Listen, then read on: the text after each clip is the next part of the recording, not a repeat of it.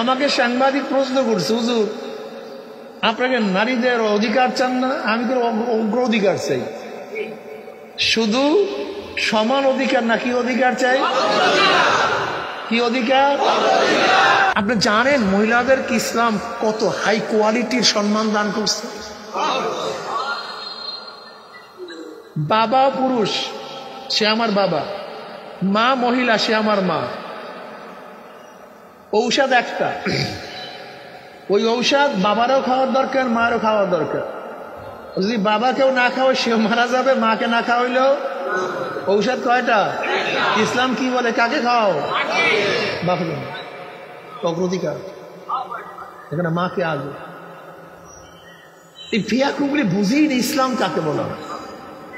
দুইটা ঔষধ যদি দুইজনের দরকার হয়, প্রয়োজন হয়, সেখানে যদি বাবাও না খাইলে মারা যাবে, মা না খাইলেও, সেখানে কাকে খাওয়াতে হবে? এখানে বাবাকে অগ্রাধিকার দেওয়া যাবে না, মাকে অগ্রাধিকার দিয়ে দিস। আমরা প্রত্যেক মহিলাকে এবং প্রত্যেক পুরুষকে ন্যায্য অধিকার দিতে চাই। কি অধিকার? বুঝেন তো, সম অধিকার, ন্যায্য অধিকার, অগ্রাধিকার। তার ন্যায্য অধিকার যদি প্রতিষ্ঠিত হয়, সব জায়গায় কাজ শেষ। বলেন তো, একটা সিট বাসের মধ্যে, বাসের মধ্যে কয়টা সিট? একটা। বোঝো ভালো, নারীরা বোঝেও না, সমস্যা। আমরা অনেকেই বুঝি না। বাসের মধ্যে কয়টা সিট? একজন পুরুষ, একজন মহিলা। যদি সমান অধিকার হয় তাহলে কি হবে? যদি ছেলে হয় তো মারামারি করে প্রথম নিজে বলবে, তোর অধিকার দেখি কেনা মারামারি দিয়েছে। কিন্তু অগ্রাধিকার মানে কথা কয় না। এখানে আমরা কি করি? পুরুষটা দাঁড়ায় থাকে, মহিলা থাকে অগ্রাধিকার দিয়ে। দেখবেন স্বামী স্ত্রী বেড়াতে যায়, স্ত্রীর বাড়িতে, শ্বশুর বাড়িতে জামাই যাইতেছে, অনেক গেটে গাঠি বস্তা। আচ্ছা বলেন তো, দেখেন তো গাঠি বস্তাগুলি কার কাঁধে থাকে? কথা কয় না। এখানে বোঝা টানার ব্যাপারে পুরুষরা নিজেদেরকে সম অধিকার মনে করেন। সম অধিকার হলে কি হইতো? তুমি অর্ধেক, তুমি অর্ধেক, আমি অর্ধেক। কিন্তু এখন অগ্রাধিকার দিস। মেয়েকে কি বললাম, স্ত্রীকে কি বললাম? আমার কাছে দাও সব গাঠটি, তুমি একা একা হাঁটো। কি দিছি? আমরা স্ত্রীদেরকে বলি, মেয়েদেরকে বলি, তুমি ঘরের রানী। বেগম মানে কি জানেন? বেগম স্ত্রী কি বলা হয়? বেগম মানে যার কোনো টেনশন নেই, চিন্তা নেই। বেগম, বেগম মানে কোনো টেনশন তোমার, খাওয়ার টেনশন, পড়াবার টেনশন, ঔষধ কেনার টেনশন, সংসার করার টেনশন, যত ঝামেলার টেনশন, বেগম তোমার কোনো টেনশন নেই, সব আমার। তুমি নিশ্চিন্তে রানী, শাহেনশাহ। বানাইছে আল্লাহ স্ত্রীদেরকে রানী, আর তুমি হইতেছে রাস্তার গোলাম, পাগল কোথাকার। ন্যায্য অধিকার। আমার স্ত্রীও মেয়ে, আমার মেয়েও মেয়ে, আমার ফুফিও, আমার বোনও, আমার মাও। এবং সম করবেন কিভাবে? কত সম করবা কিভাবে? এই লেভেলটাকে সমান করবেন কিভাবে? হ্যাঁ, এখন কি করতে হবে? কথা বলেন। ন্যায্য অধিকার। মায়ের অধিকার মাকে দিতে হবে, বোনের অধিকার বোনকে দিতে হবে, মেয়ের অধিকার মেয়েকে দিতে, স্ত্রীর অধিকারকে, বাস ন্যায্য অধিকার। কি দরকার আছে কি নেই? আসলে সমস্যাটা কি? আমাদের দেশে যে কুলাঙ্গার, অসভ্য, যেরকম একজন গাঁজাখোর চায় আর একটা গাঁজাখোর বারুদ, একটা মদখোর চায় আর একটা মদখোর, একটা চোর চায় আমার সাথী আর একজন বেশি হোক। নাকি ভাই ভুল বললাম নাকি? হ্যাঁ ঠিক। কুলাঙ্গাররাও চায় কুলাঙ্গাররা বারুদ, কুলাঙ্গাররাও চায় কুলাঙ্গাররা বারুদ। আর আমরা যারা ইসলাম অনুযায়ী চলতে চাই, আমরাও চাই কুলাঙ্গাররা কমুক। আল্লাহ পাকের বান্দা জনাব মুহাম্মদ রাসূলুল্লাহ সাল্লাল্লাহু আলাইহি ওয়াসাল্লামের উম্মতগণ, আল্লাহ পাক রব্বুল আলামিন কিছু মানুষকে সমস্ত ঝামেলার থেকে পরিত্রাণ দিয়ে সমস্ত দুনিয়ার ঝামেলাকে পদদলিত করে মাহফিলে আসার বসার বলার তৌফিক দান করছেন। আবার কিছু মানুষ আশেপাশে থাকা সত্ত্বেও তারা মাহফিলে আসতে পারেনি। ওই ব্যক্তি এত দূরের থেকে কিভাবে আসছে আর আপনি কাছে থেকে কেন আসতে পারেন না? চিন্তার বিষয় আছে কি নেই?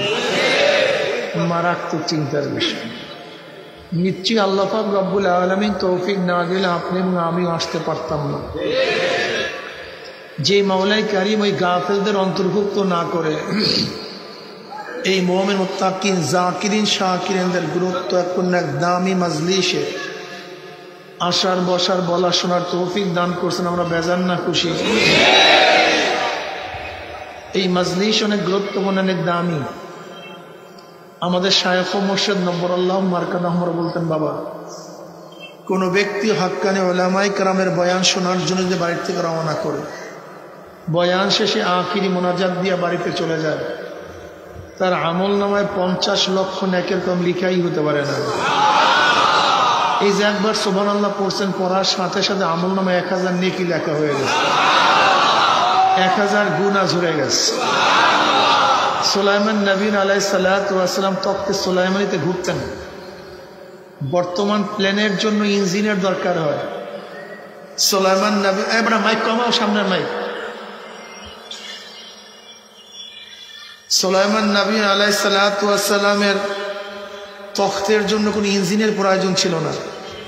শাহিন শাহী এক ব্যাপার, হাজার হাজার সৈন্য নিয়ে উঠতে পারতেন, ঘুরতে পারতেন। সুলাইমান নবী আলাইহিস সালাতু ওয়াস সালাম একদিন উঠতেছিলেন, ওই তখতের কিছু ছায়া কৃষক মুসলমানদের উপর পড়ছে। মুসলমান আকাশে তাকায় বলছে, আলহামদুলিল্লাহ, সুবহানাল্লাহ, আল্লাহ পাক ইবনে দাউদ কত ইজ্জত দান করছে, ইবনে দাউদকে আল্লাহ পাক কত সম্মানিত করছেন। বিশাল ব্যাপার সবাই। এই আওয়াজ সুলাইমান নবী আলাইহিস সালাতু ওয়াস সালাম কানের মধ্যে ঢুকছে। সুলাইমান নবী আলাইহিস সালাতু ওয়াস সাথে সাথে জবাব দিলেন, হে আল্লাহর বান্দা, আল্লাহ পাক আমাকে যে নেয়ামত দান করছেন, যে সম্মানিত করেছেন, যে দামি বানাইছেন, এর চেয়ে 1000 গুণ বেশি দামি হলো তোমার একবার সুবহানাল্লাহ। কারণটা কি?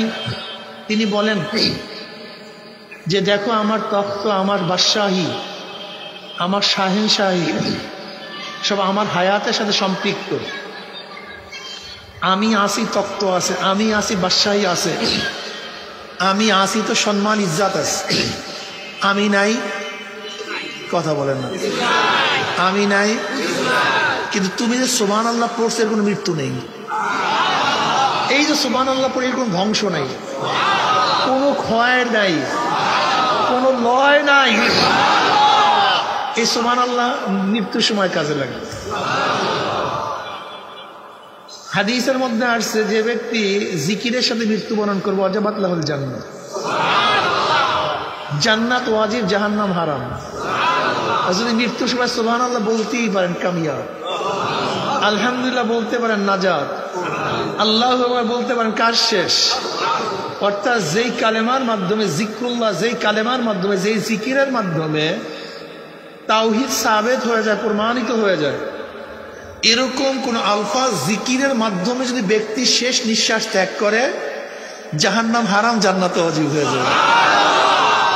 বাদশাহী মৃত্যুর সাথে সাথে খতম, রাজত্ব মৃত্যুর সাথে সাথে বাদ, বিল্ডিং মৃত্যুর সাথে সাথে ঘর থেকে নামাইয়া ফেলাইবে। গন্ধে টেকা যাবে না তো, ঘরের মধ্যে থাকলে কেউ থাকতে পারবে না। যে বিল্ডিং এর জন্য এত পাগল, মৃত্যুর পরে সেই বিল্ডিং আপনাকে কেউ রাখবে না। আপনার থাকলে কেউ থাকবে না, আপনার না থাকলে সবাই থাকবে। যে স্ত্রীকে এত মহাব্বত করি, যে স্ত্রীর জন্য সব কিছু বিলীন করি, মৃত্যুর পর স্ত্রী কিন্তু আপনাকে নিয়ে রুমে থাকতে পারবে না। যে স্ত্রীকে এত মহাব্বত করেন, আপনিও তার মৃত্যুর পরে তাকে নিয়ে ঘরে থাকতে পারবেন না, ভয় লাগবে। যে সন্তানের জন্য সবকিছু ত্যাগ করেন, তারাও কিন্তু আপনাকে নিয়ে ঘরে থাকবে না। আমার অবস্থাই আপনার অবস্থা একই। কিন্তু সুবহানাল্লাহ, আলহামদুলিল্লাহ, আল্লাহু আকবার, লা ইলাহা ইল্লাল্লাহ, এর কোনো ক্ষয় নাই, লয় নাই, ধ্বংস নাই। মৃত্যু সময় কাজে লাগবে, কবরে গেল, কিয়ামতের ময়দানে আল্লাহ মারাত্মক কাজে লাগবে। সাবাতুন ইউযিল্লুহুমুল্লাহু ফি যিল্লিহি ওয়া লা যিল্লা ইল্লা যিল্লুহু, আল ইমামুল আদিল ওয়া শাবুন নাশা ফি ইবাদাতিল্লাহ ওয়া রাজুলুন কলবুহু মুআল্লাকুম বিল মাসাজিদ ওয়া রাজুলান তাহাব্বা ফিল্লাহি ইজতামা আলা যালিকা ওয়া তাফাররাকা আলাইহি ওয়া রাজুলুন দাআতু ইমরাতুন যাতু মানসাবিন ওয়া জামালান ফাকালা ইন্নী আখাফুল্লাহ ওয়া রাজুলুন তাসাদ্দাকা বিসাদাকাতিন ফাআখফাহা হাত্তা লা তা'লামা শিমালুহু মা তুনফিকু ইয়ামিনুহু ওয়া রাজুলুন যাকারাল্লাহা খালিয়ান ফাফাযাত আইনাহু। বুখারীর মধ্যে রওয়ায়াত আছে, আও কামা ক্বালা নবী আলাইহিস সালাতু ওয়াস সালাম। 7 ব্যক্তিকে আল্লাহ পাক, 7 ব্যক্তিকে আল্লাহ পাক কিয়ামতের ময়দানে ইয়াউমা লা যিল্লা ইল্লা যিল্লুহু, যে কিয়ামতের ময়দানে আরশের ছায়া ব্যতীত আর কোন ছায়ার ব্যবস্থা, গাছের ছায়া, ছাতার ছায়া, ছাদের ছায়া, কোন ছায়ার ব্যবস্থা নেই। চাটিয়াল ময়দান, সব কিছু চাটিয়াল ময়দান, শুধু আল্লাহ পাকের আরশের ছায়া, এর বাহিরে কোনো ছায়া নেই।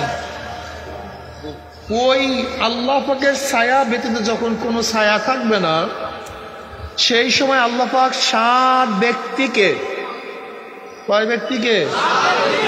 এখানে 7 ব্যক্তি মানে 7 চরিত্রের লোকদেরকে, 7 গুণে গুণান্বিত লোকদেরকে, 7 সেফাতি লোকদেরকে আল্লাহ পাক ডাকিয়ে যুবকরা ভালো মতো শোনো, ঘরের আমার মা বোনেরা মুসলমান যারা কিয়ামতকে বিশ্বাস করেন, যারা কিয়ামতকে বিশ্বাস করেন না তাদের সাথে কথা বাদ, সোজা হিসাব কিতাব। এখানে বয়ান হবে মুমিনদের জন্য। কিয়ামতের ময়দানে কয় ব্যক্তিকে আরশের নিচে জায়গা দিবেন? নাম্বার 1 আল ইমামুল আদিল। আল ইমামুল আদিল ন্যায়পরায়ণ, বরং ন্যায়পরায়ণ বাদশা না বলিয়া নেতা বলেন, তাহলে মানার ব্যাপকতা চলে আসবে।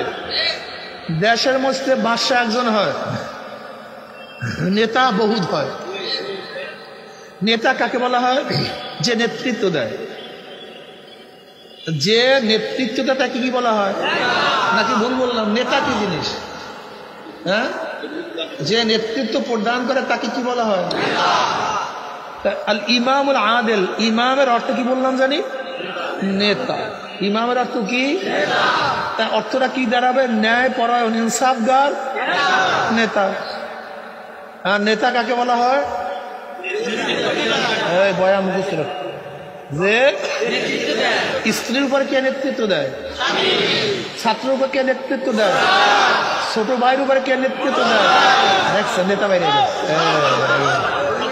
নেতা। কর্মচারীর উপরে কে নেতৃত্ব দেয়?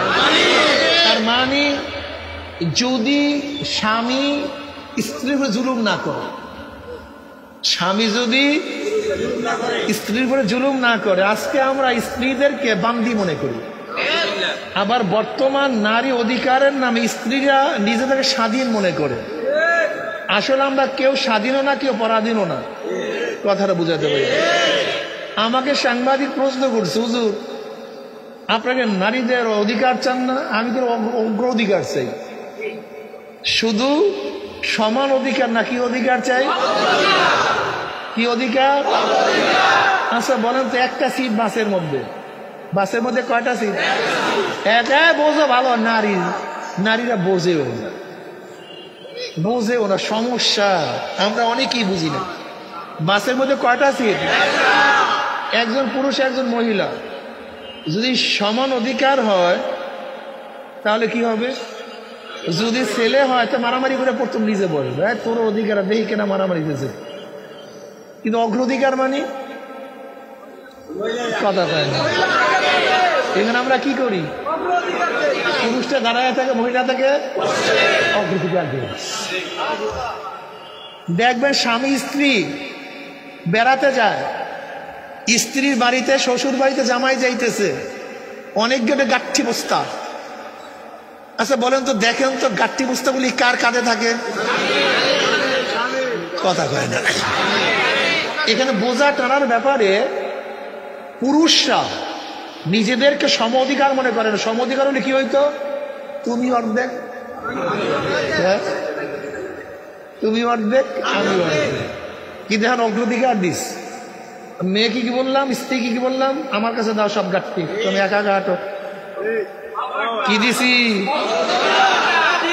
বিয়া করলে সম অধিকার। 2 বুন্না বস্তা, ঘরের মধ্যে আছে চাল, 2 মণ ওজন।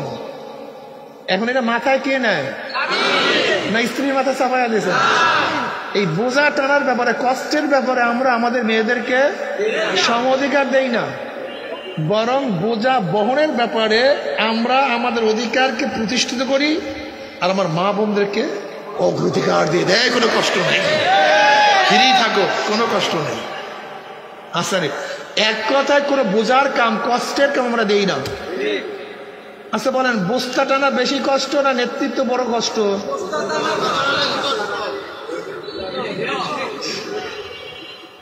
বলেন তো, নেতৃত্ব বেশি কষ্ট না বস্তা টানা বড় কষ্ট? এর জন্য ইসলাম বলতেছে তোমাকে কষ্ট দেয়া যাবে না, তুমি কষ্ট নিও না, তুমি এত পারবা না, তোমার দরকার নেই এত কষ্ট নেয়া। হ্যাঁ, এত কষ্ট নেওয়ার দরকারটা কি? এর জন্য ইসলাম কোনো জায়গায় বোঝা টানার ব্যাপারে, ভারী জিনিস বহন করার ব্যাপারে আমরা কি করি? আমরা স্ত্রীদেরকে বলি, মেয়েদেরকে বলি তুমি ঘরের রানী। বেগম মানে কি জানেন? বেগম স্ত্রী কি বলা হয়? বেগম মানে যার কোনো টেনশন নেই, চিন্তা নেই। বেগম, বেগম মানে কোনো টেনশন তোমার, খাওয়ার টেনশন, পড়াবার টেনশন, ঔষধ কেনার টেনশন, সংসার করার টেনশন, যত ঝামেলার টেনশন, বেগম তোমার কোনো টেনশন নেই, সব আমার মতো। তুমি নিশ্চিন্তে রানী, শাহেনশাহ। বানাইছে আল্লাহ স্ত্রীদেরকে রানী, আর তুমি হইতেছে রাস্তার গোলাম, পাগল কোথাকার। আপনি জানেন মহিলাদেরকে ইসলাম কত হাই কোয়ালিটির সম্মান দান করছে? বাবা পুরুষ, সে আমার বাবা, মা মহিলা, সে আমার মা। ঔষধ একটা, ওই ঔষধ বাবারও খাওয়ার দরকার, মারও খাওয়ার দরকার। যদি বাবাকেও না খাওয়ায় সেও মারা যাবে, মাকে না খাওয়াইলেও। ঔষধ কয়টা? ইসলাম কি বলে? কাকে খাও? বাবাকে। অগ্রাধিকার এখানে মাকে আগে। এই ফিয়াকুগুলি বুঝেই না ইসলাম কাকে বলা। 2টা ঔষধ যদি 2 জনের দরকার হয়, প্রয়োজন হয়, সেখানে যদি বাবাও না খাইলে মারা যাবে, মা না খাইলেও, সেখানে কাকে খাওয়াতে হবে?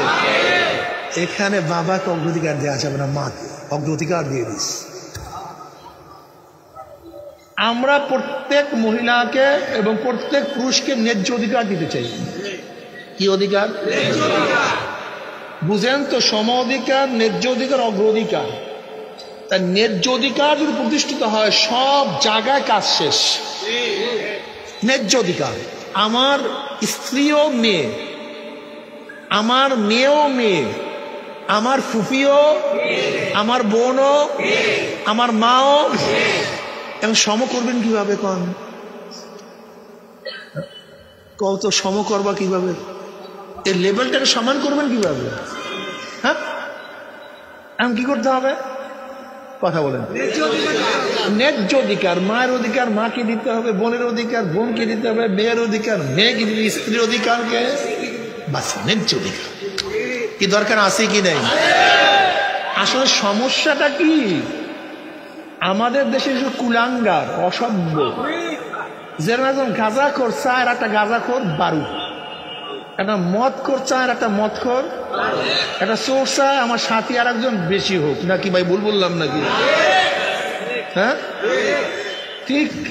কুলাঙ্গাররাও চায় কুলাঙ্গাররা বারুদ, কুলাঙ্গাররাও চায় কুলাঙ্গাররা বারুদ। আর আমরা যারা ইসলাম অনুযায়ী চলতে চাই, আমরাও চাই কুলাঙ্গাররা কমুক। বাড়তে দেওয়া যায় না, ধ্বংস করে ফেলবে। ধ্বংস হইতে হইতে এখন অবস্থাটা কি হয়েছে, পাশ্চাত্য দেশের অবস্থাটা কি হয়েছে।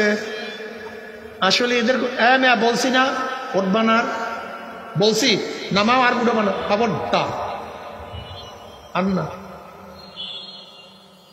আর উঠাবা না, খবর। আল্লাহুম্মা সাল্লি আলা মুহাম্মাদ।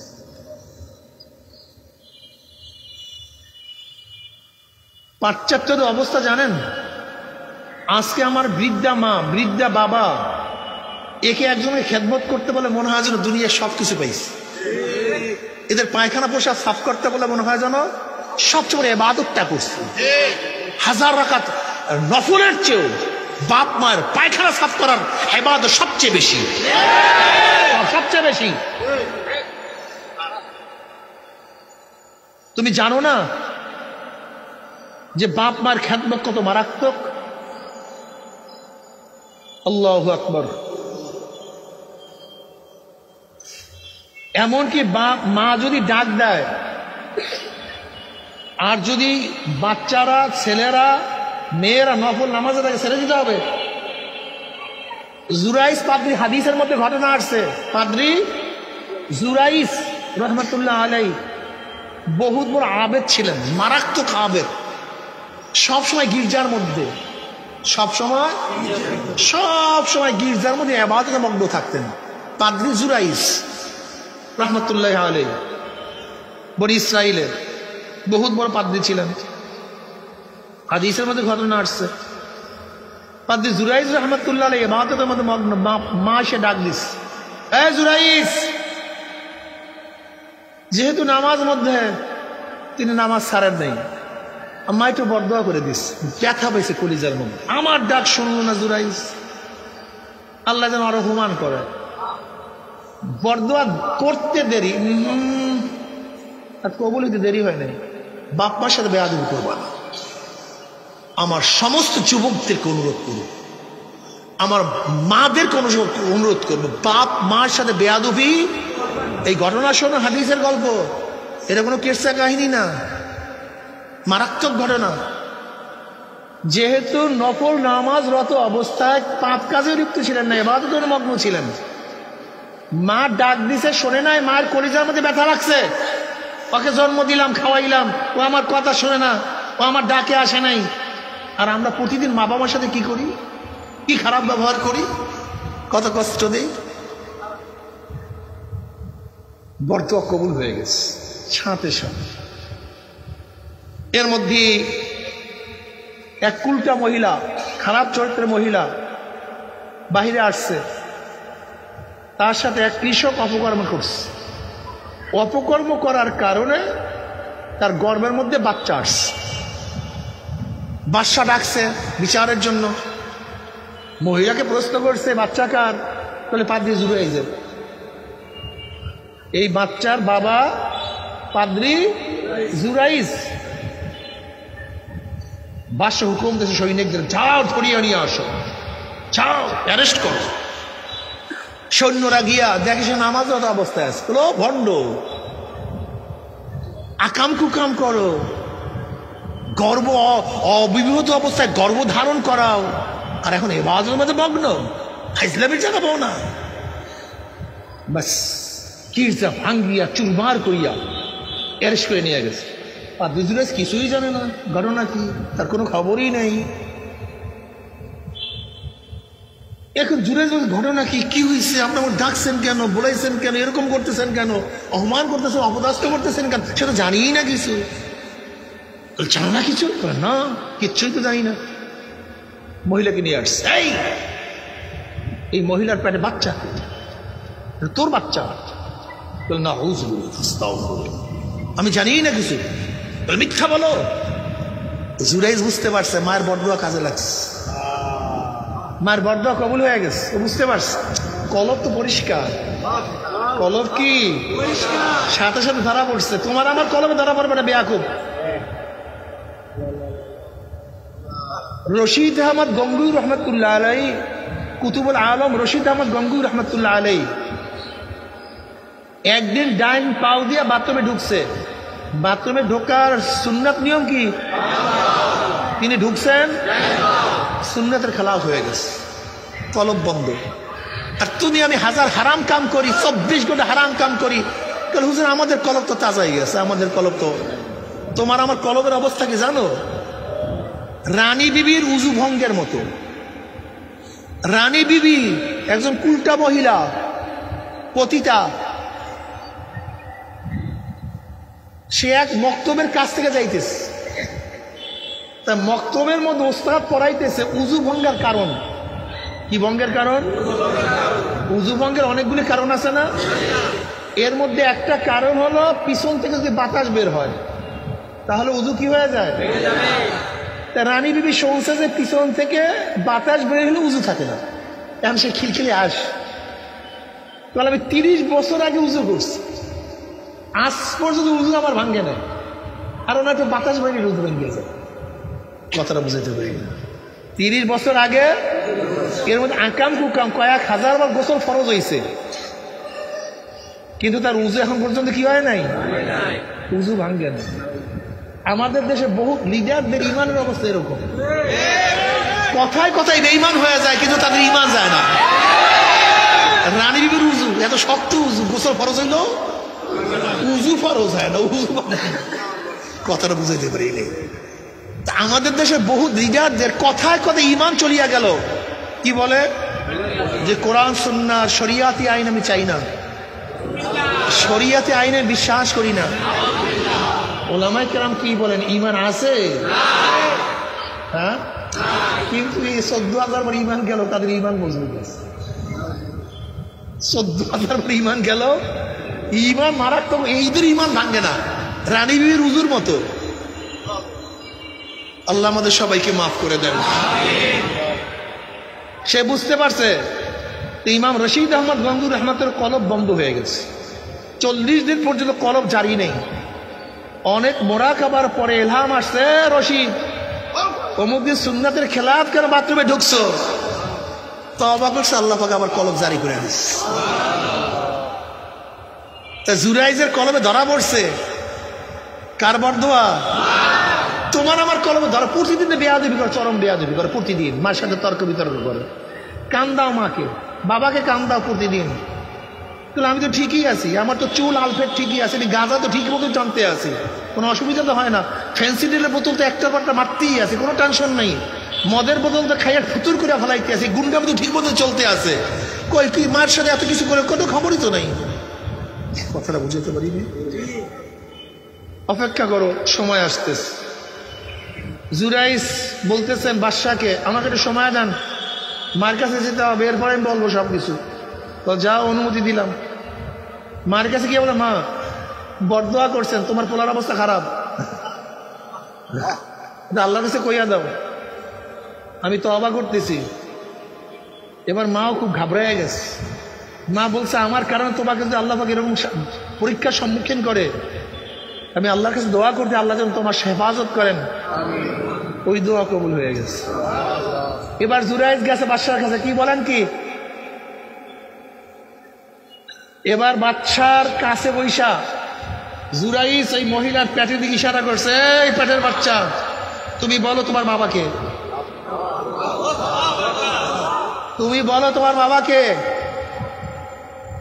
অন্য রবায়তের মধ্যে আসছে, যেই গাছের নিচে বসিয়া ওই কৃষক অপকর্ম করছিল, জুরাইজ বলছে সেই গাছের কাছে আমাকে নিয়ে যান।